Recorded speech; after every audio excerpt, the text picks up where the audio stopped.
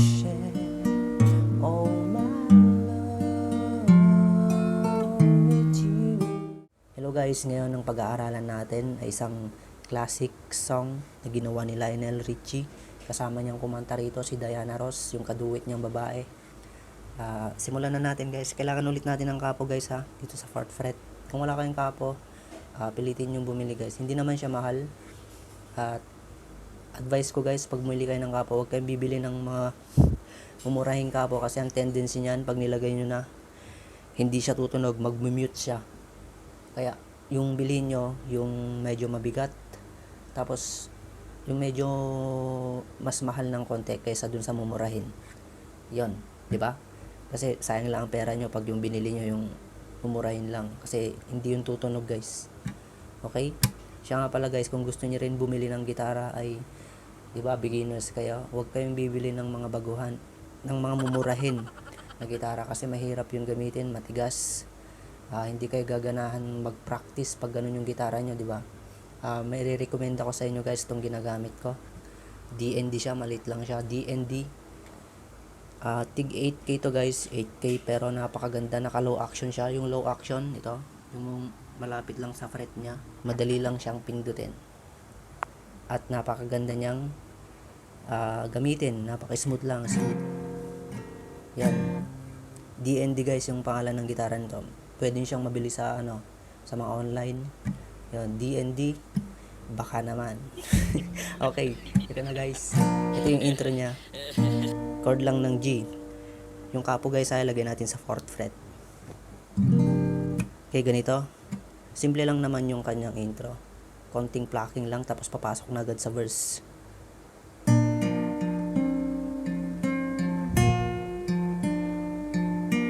My love. Ganun lang. Okay, ulitin ko.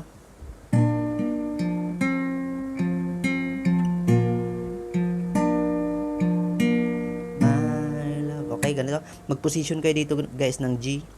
Sana ganito yung position ng inyong G. Huwag ganito guys ha. Ganito. Yung ring finger nyo yung pangpipindot nyo sa 6th string ng 3rd fret sa base ng G. Yan, ganyan. Kahit ito lang yung pindutin nyo muna dito sa G. Yan, kahit yung 6th string lang. Okay. Ngayon, sasabihin na natin yung inyong kakalabitin. Yung sasabihin kong number guys ha, gaya ng dati, yung number ng mga string. Ito yung number 1 guys ha. Pataas yan. Okay? Okay, dito sa G, 6 at 2nd string, sabay nyong kakalabitin. Yon, tapos 3, 4. Ganun siya. 6, 2, sabay yon, tapos 3, 4. Ganon. Next, 3rd string ulit, pero nakapindot na dito sa 2nd fret. Okay, pagsamahin natin. Yon, tapos. Okay.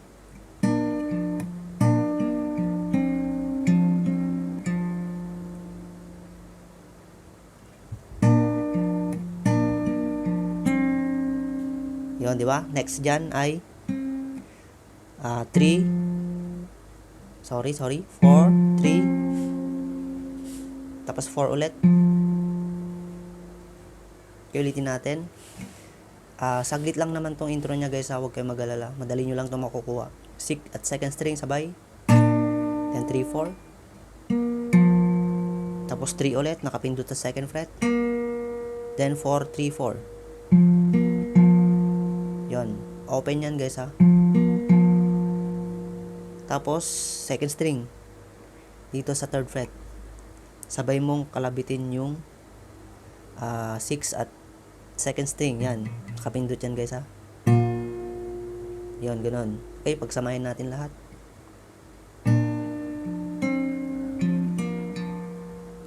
Then 6 at 2nd string. Tapos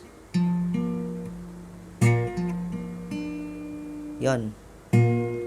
Tapos 4, 3, 2. Open yan, open.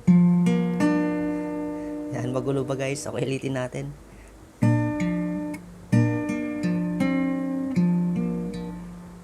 Tapos Yan, di ba?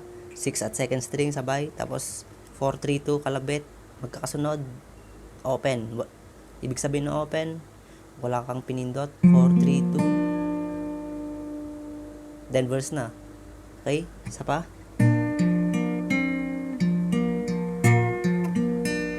Yun. Ganun lang kasimple yung intro niya guys, di ba?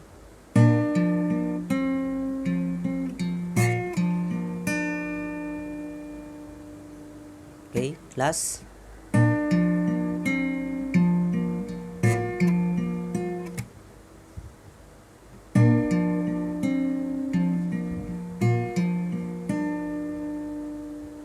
Then verse na. Ganito lang yung verse niya guys ha. 3 chord lang.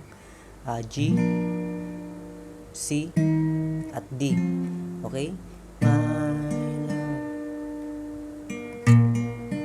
there's only you in my life. The only thing that's right. My first love.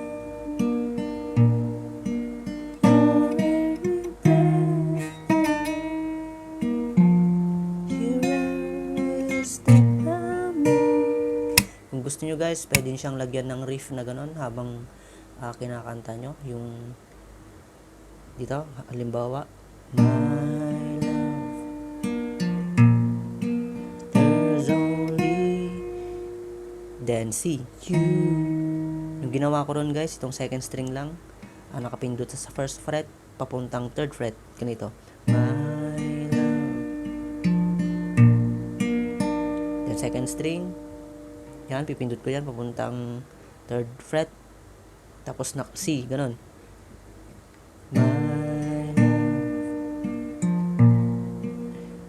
there's only, then C, you. Yun, naka-steady pa rin yun guys ha. Ito. Dito sa second string ng third fret. There's only you. Then bitawan mo na yung pinky finger mo. In. Tapos open mo yung second string, my, then balik mo, life, ganon.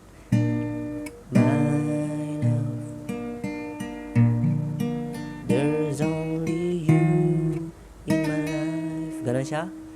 Then D, normal D lang, may pluck mo lang siya ng depende sa'yo, kahit pababa.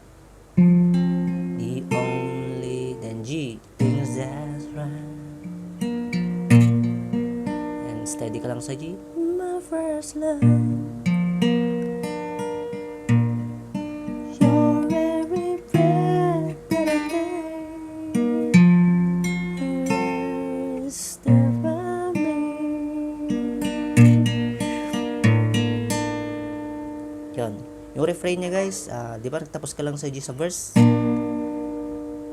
Ang refrain nun ay yung buwelo niya, G over F sharp. Na di ba nakaganyan lang, kahit nakapindot lang yung first string sa third fret. Tapos ito, yung bass ng F sharp dito sa 6th string sa second fret. Yan, ganun. Then refrain and C. And I want to share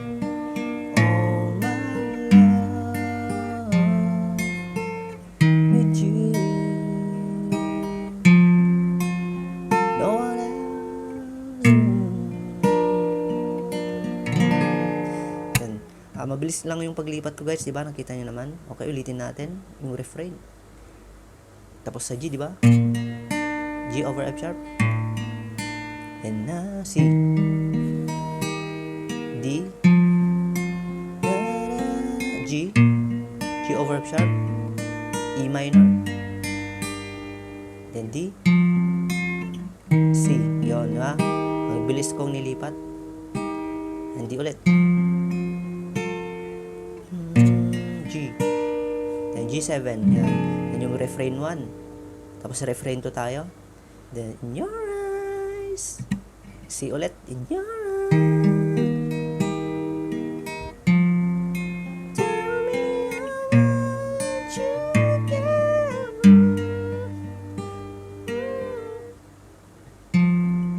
Okay, ulitin natin. yung refrain 2. In your eyes,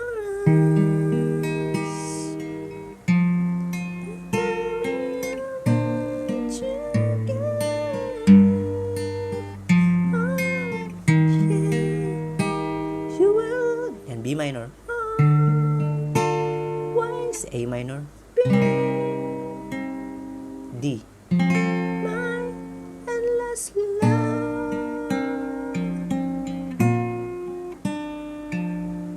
Yun, di ba? Ganun yung intro niya. Interlude niya ay same ng intro, yung interlude niya. Okay? Magulo ba guys? Ulitin natin yung buong refrain niya.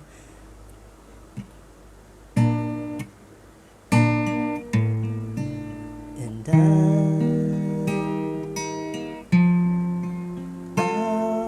share all my love with you. No one else will do. Okay, G7. In your eyes, they tell me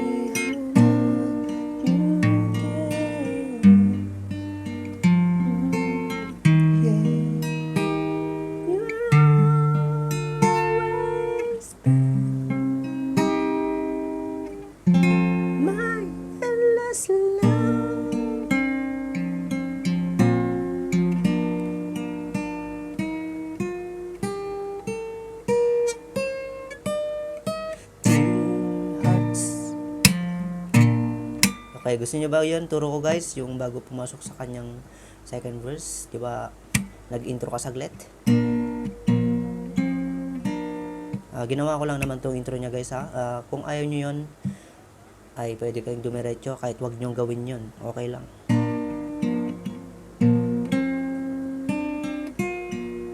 Okay, ganito siya. Itong second string. Una, open muna.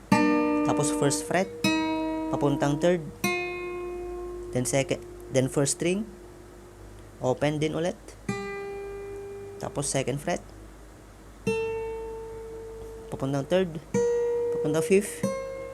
To 7, 8. Then ulitin nyo yung chords ng verse kanina. Okay, ulitin natin yung interlude niya.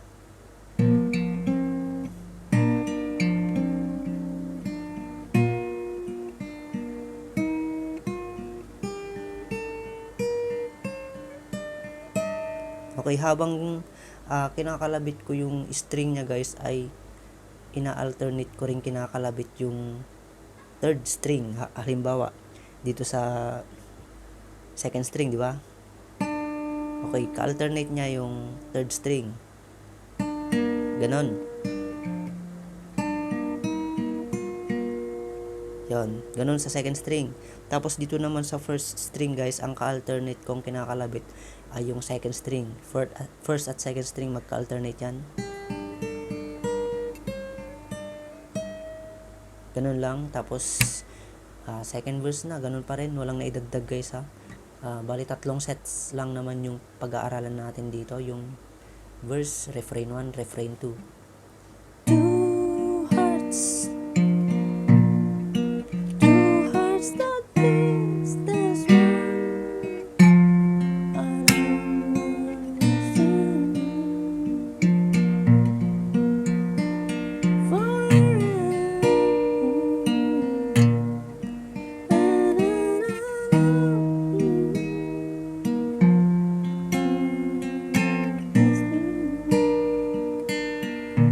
okay, then ulitin mo yung mga chords ng refrain 1.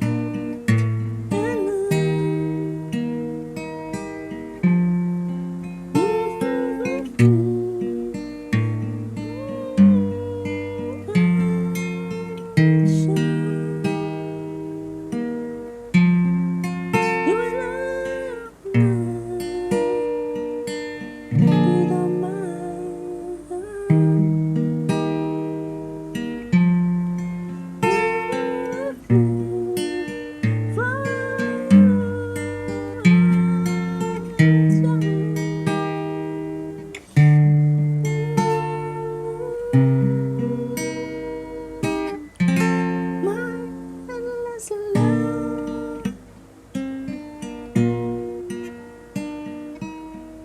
Okay, then ulitin mo lang ulit yung ano kanina, yung tinuro kong ganito.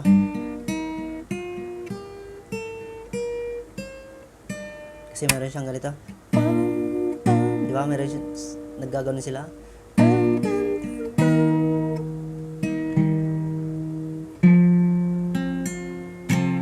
Chords lang naman ng verse yun, yung ginagamit doon. Then ulitin mo lang ulit na naman yung refrain 1.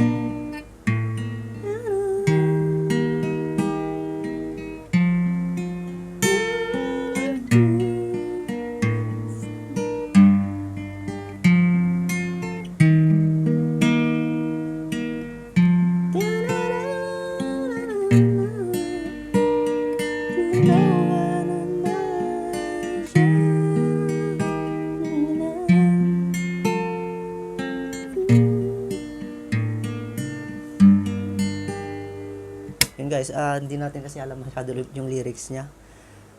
Basta tinuro ko lang guys, pag tinira yung refrain 1, isusunod nyo rin yung refrain 2. Ganun lang yun. Okay, sana na-gets nyo guys at sana may natutunan ulit kayo.